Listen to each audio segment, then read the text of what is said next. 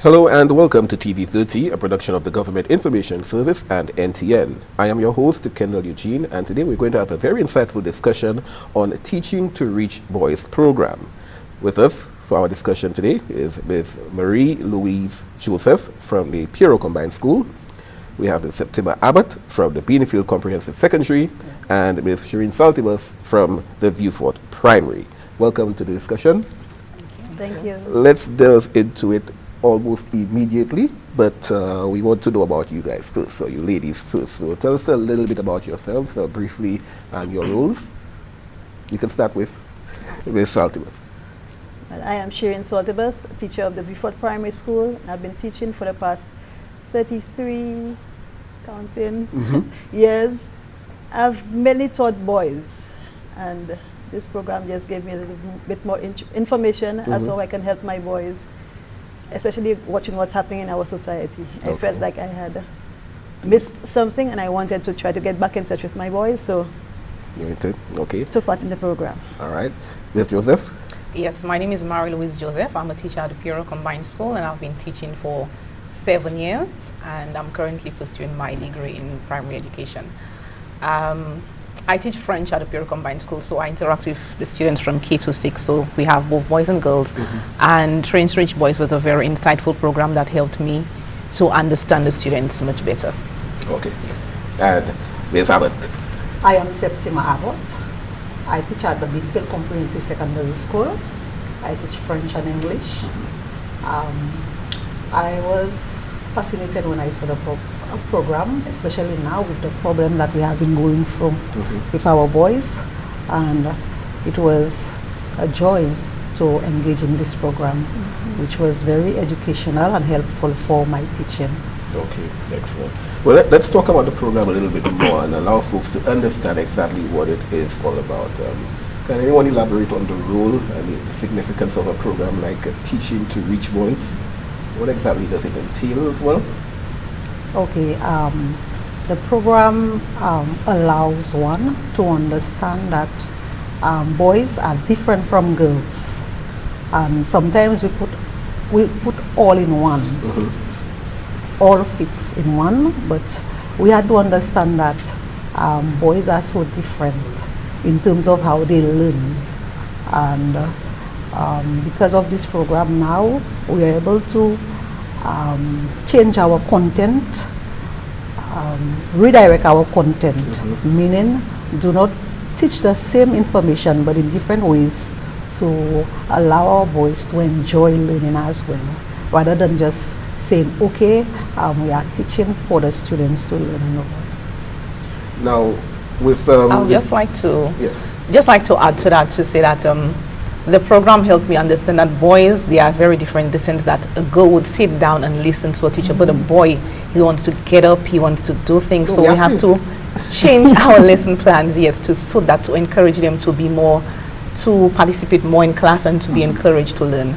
Yes, so that's what I got from it. Okay. Yes. Likewise, especially the playing part and having my boys just be themselves, be free to speak, know that they remind them that they actually have a voice and that I'm listening to them, I'm trying to help them out, and also I'm trying to change my whole way of teaching so I can meet them where they need to be met. Okay.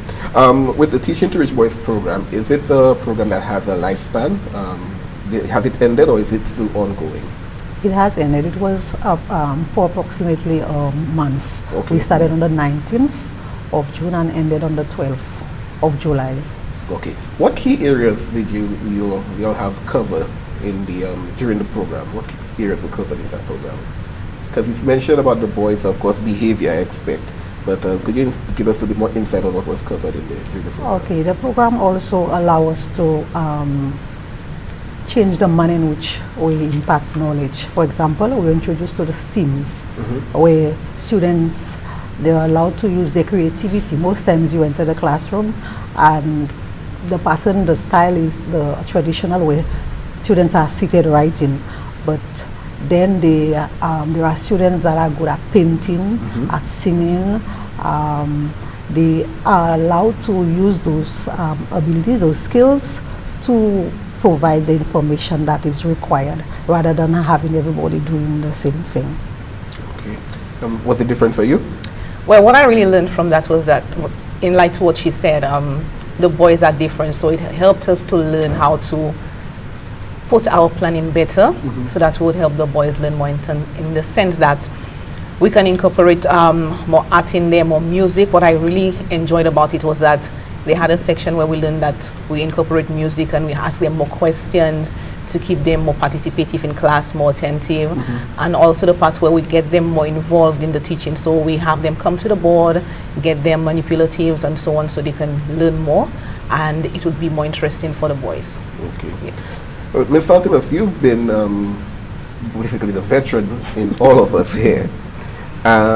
My question to you would be, what are some of the key challenges that educators encounter in delivering instructions to the boys, the male students, as opposed to the girls?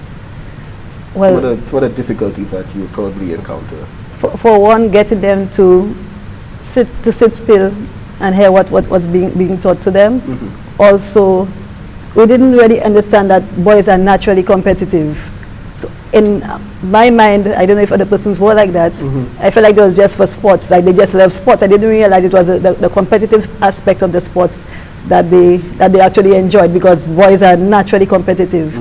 The sitting still, I thought again it was because they were athletic, that's why they were not able to sit still and to grasp them. But then during the program, I realized that, like you said, the STEAM aspect, where you had to introduce into the curriculum the science, the technology, the engineering, the arts especially, and the mathematics. The arts, for me, it happened, I actually used it this year with my class, and I saw the benefits of it.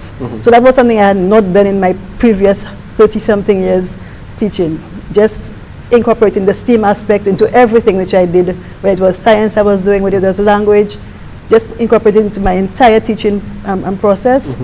It helped me out a lot. I just wish I had done this program a bit earlier. Okay. If it had been done earlier, do you think you'd see some changes in how you would possibly teach your classes? Definitely, because I've always been a hands-on teacher. I enjoy doing I have no degree or anything in agriculture, but I enjoy doing the natural stuff, the hands-on approach. So having my students engage in the environment, engage in community, that was what drove me to stay into teaching.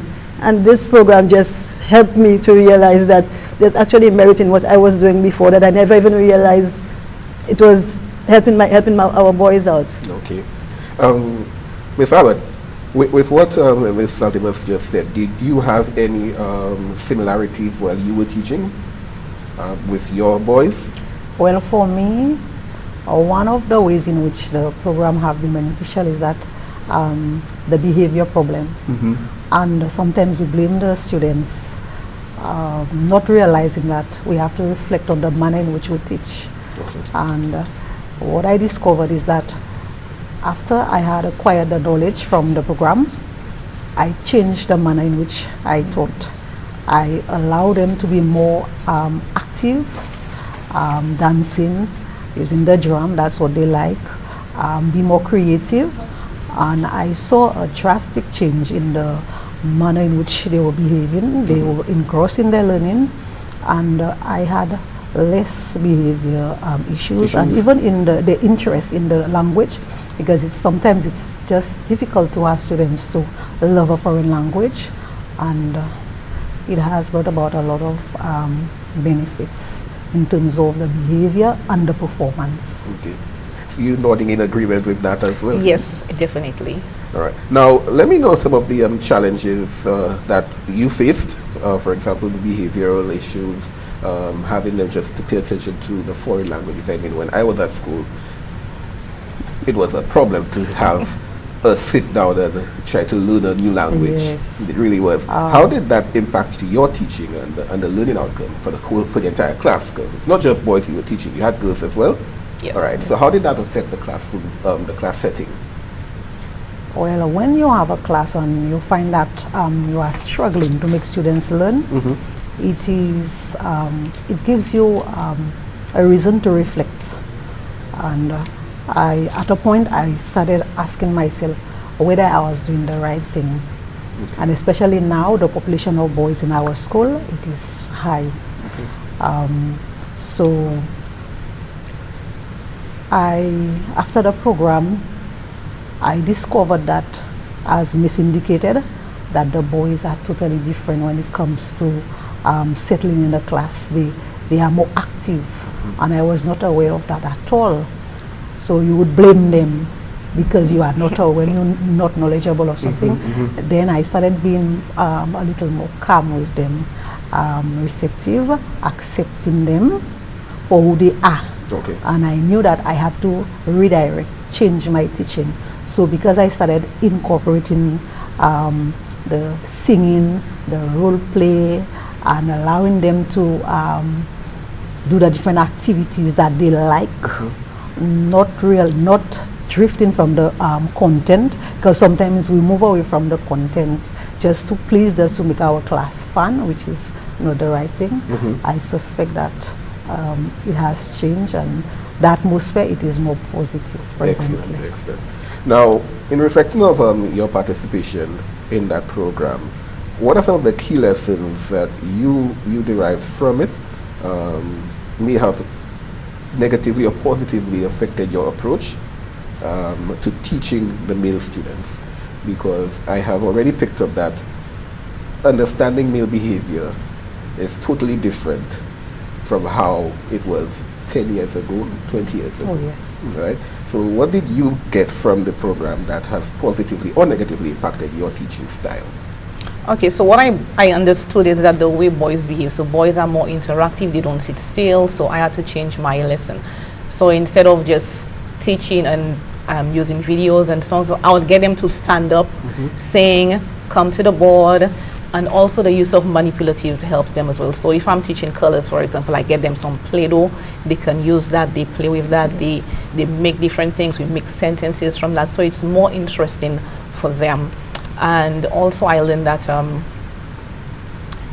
in terms of my teaching style, so I would definitely say I would use I have changed a lot. Okay, so before I was a little frustrated about why they behaving like that, why are they doing that, but now I understand. Like me said, she's more calm about it, so we have more understanding about how they behave. So when we see certain behaviors, we know what to do.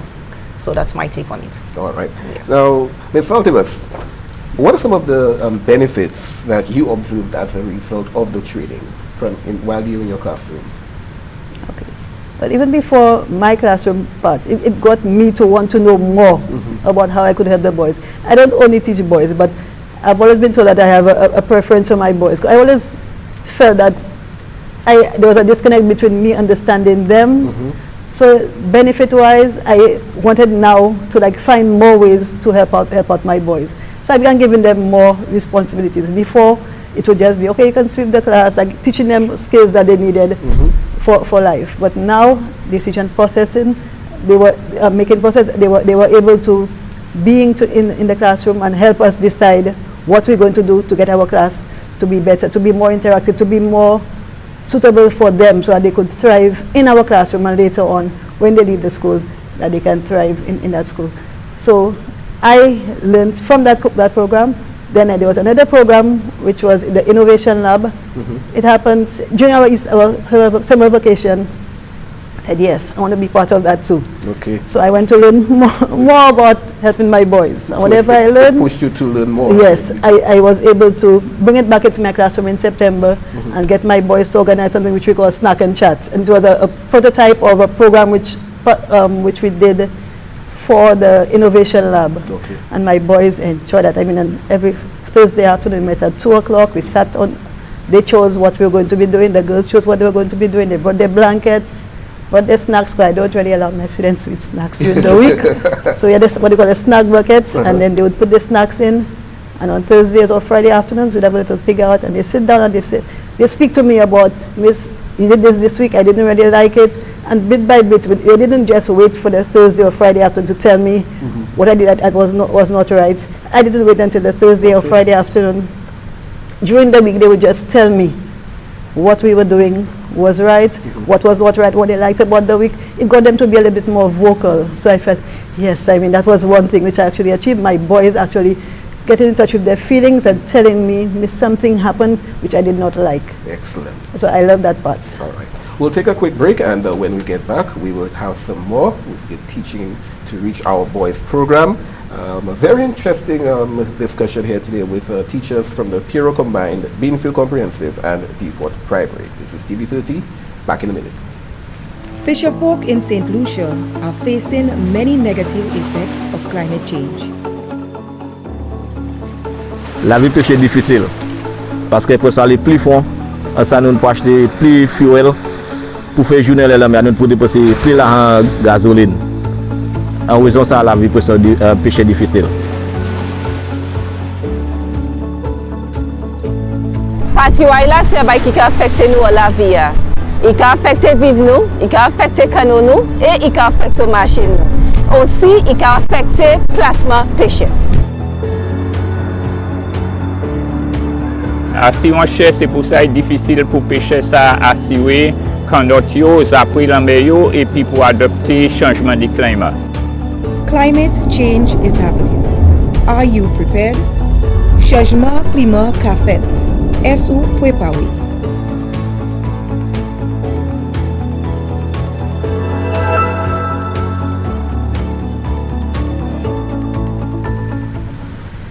Welcome back to TV30, a production of the Government Information Service. I am your host, Kendall Eugene, and with me on our discussion for Teaching to Reach Boys, a program sponsored by EQUIP, is Ms. Marie Louise Joseph from the Piero Combined School.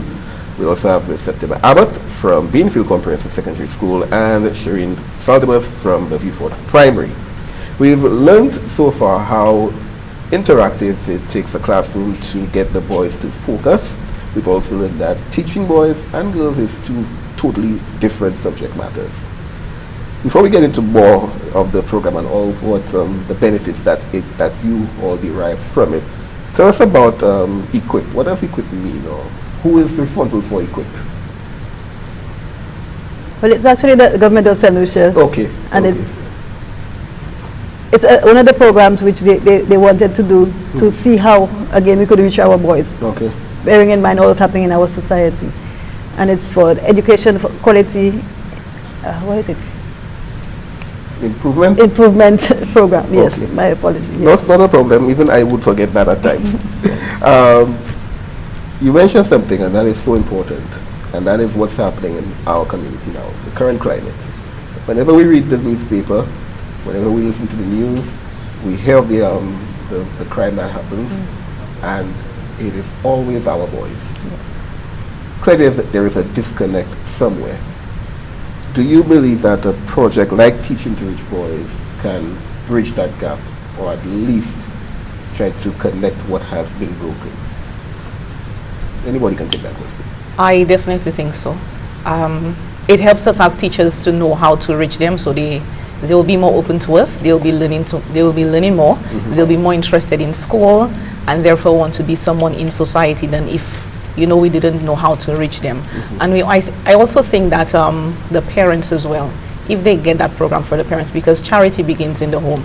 A lot of times, yes, in the classroom they behave that way, but some of the issues that they come with are from home as well. So if the parents know how to reach their boys, we can curb what's going on in society to do with. Every time like you said, when you read the newspaper, it's always someone got shot, mm-hmm. and it's always the boys. And even in our prisons today, most of the boys are there. So if we can do that as a society, we can help curb that. And later on in life, we can see that there are more boys out there who have more positive influences in society, positive influences in the home, in the family, and we'll have a better society. Okay. In your experience, what are some of the effective strategies or techniques that have proven successful in engaging and supporting male students? The strategies in terms of what you do. What would you do that you realize, okay, that has gotten to him, I will continue using it?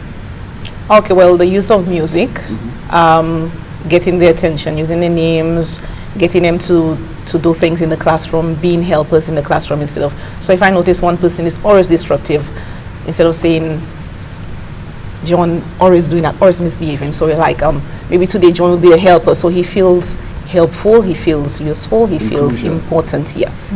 So he would be, okay, I'm the helper today, so I'll try to behave, I'll help miss, I feel important and so on. So trying to include them in little things like that helps them feel important and helps them to be, sometimes we never know what they're going through at home, and sometimes they might even reach out to us so we can help them better.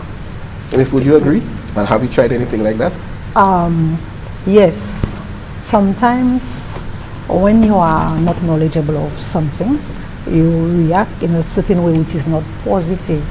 So as a teacher, what I would usually do when a student is constantly misbehaving, I would put this child out. But because of this program, I understood that there are other things that I can do to help that child develop an interest in what I am teaching. So presently, I try not to put students out. I try to change around my teaching and to help the boys or the boy that is being disruptive engage more. For example, group work. Group work where you decide whom do you want to work with. So when a child is working with the person that he or she feels comfortable, especially the boys, that child will most of the time, behave and work with this person. This is one thing, can pair the students so that they can mentor each other, they can assist each other. Yes. I like the fact that you mentioned putting a child outside. I will not say me, but I remember seeing a few being marched outside, and I always thought to myself, but how is that being productive if the child is outside and not learning? Okay. But the most important thing for me, taking from that one was, one, not to disrupt the class, but also, if I'm to learn, I need to understand to pay attention. Yes. Now, paying attention is something that, for us, 5-second span. If we're not interested in it, it will not be something we want to learn. So how do you keep your children, your boys, interested in your subject? What do you do? Ms. Saltibus, you can take that. Well, for me, I teach everything except music and PE. So with having them, for one, tell me what they're interested in, and trying to incorporate that into my lessons. It's something I've always done, but with the program, even more now, so I realize that my boys are into the adventure, but they're not into the adventure, and through the program again, through the adventure that I would be interested in. Their adventure would be more like the sci-fi, my boys love Lion King, and that's something I didn't see all the drama in the Lion King. They say in the book reports, that's what they were focusing on. Okay. The X-Men and the Lion King and the dinosaurs. So the virtual world is the scientific world. Yes, but the exploration part of it, and I didn't see it in that aspect. The subway, like the submarines, stuff like that. So it got me into thinking that, okay, there's a lot more that program can offer, not just to me, but to other teachers, especially from the preschool aspect. Because we believe that the students, they learn by play. And we did not at college that students learn best through play. But I was able to see the play, the music, having them create stuff. It sort of reminded me of what I learned initially at Teachers College and what our students actually need for them to be more well-rounded and grounded students and young persons. So how can schools and educational organizations now further support people like yourself, the educators who are in the classroom, who know firsthand what they go through on a daily basis, in implementing such strategies and principles that was learned through the program? How can they support you? What would you say that needs to be done? Should they encourage more projects such as Teaching to Reach Boys? Should it be a yearly program, quarterly program? Well, I strongly believe that this program should be taught at Teachers Training College. Because presently we live in a society which is totally different, and most times the emphasis is on theory and the practice. But do not forget the understanding, the emotional aspect. It has to be fulfilled. We have to understand whom we are dealing with. And unless we don't understand behavior and the people that we are dealing with, the children, we will not be able to meet their learning needs. So when teachers are trained how to relate, how to deal with behavior, how to handle certain challenges that they are confronted with in the class, they will be able to be more flexible when it comes to focusing on trying to make students love what they are learning. Because if you do not love what you are learning, you cannot be motivated and you cannot behave in a manner which is acceptable.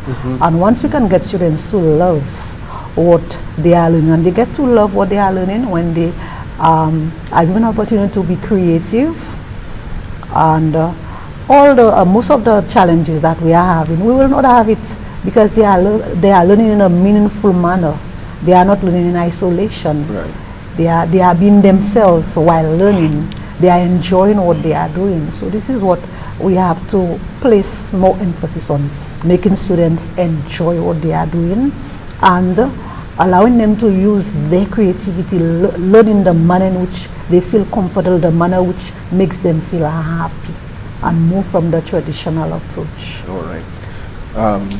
Do you agree? Anybody? I agree with her, but I would also like to add that I think the Ministry of Education needs to put more programs for the parents as well. So if the parents better understand boys, they'll be able to reach them as well, and the work for teachers will be simplified as well. Right. So that's my take on it. We also had a program, I think the parents will be very interested. We had a program at our school where we had a training for the parents, and the parents came out in numbers and they were trained, and they received the information, and they said they were going to impart that in the way that they train their children. So I think if the parents do get the training, they will be interested to attend. Okay. Yes. All right, finally for me, how do you believe collaboration and knowledge sharing among educators, policymakers as well, and the stakeholders could contribute to the advancement of programs like this? Do you think, like said, the parents need to be involved? Do you think it needs to be taught not just at Teachers College, but in the school system as well, or refreshers every other month? Anybody can take that one. Okay. I strongly believe that most times what is good, we keep it to ourselves. And as a nation, everyone should be informed, equipped when it comes to raising children. And if everybody makes it their business to do something, sacrifice in some way to enhance the nation, to enhance our future generation, it will be beneficial to all of us. We have our business places in any manner that they can contribute. For example, there are certain things that are needed at the schools, certain programs, they can finance it once they realize that it is useful, valuable to bring in some changes, positive changes. We have the Ministry of Education, where if they realize that more needs to be done in terms of supervision, because sometimes we run programs and we do not analyze, we do not do research, we do not find out whether those programs they were useful, they were effective, whether we should continue, what is needed more, what is needed to enhance it. Also, sometimes when we have programs, we tend to neglect its effect, meaning that another organization takes place, we push it aside. We do not say, okay, yes, there is another organization, but we will keep this one because it is beneficial to us. Okay. We have to move away from that. What is good, what is positive, we keep it and we enhance it in order for us to go forward. And then we share it. Yes. Thank you very much. We just had an insightful discussion on the Teaching to Reach Boys program here on TV 30. I'd like to thank my guests for coming in. It's Shirin Saltiba from the Beaufort Primary. We have Septima Abbott from Infield Comprehensive and Ms. Marie Louise Joseph from the Piero Combined School. Yes. Wishing you all success in your classrooms, especially the male students. Yes, thank you. This has been TV 30. I'm your host, Kendall Eugene. Thanks for joining us. Have a good day.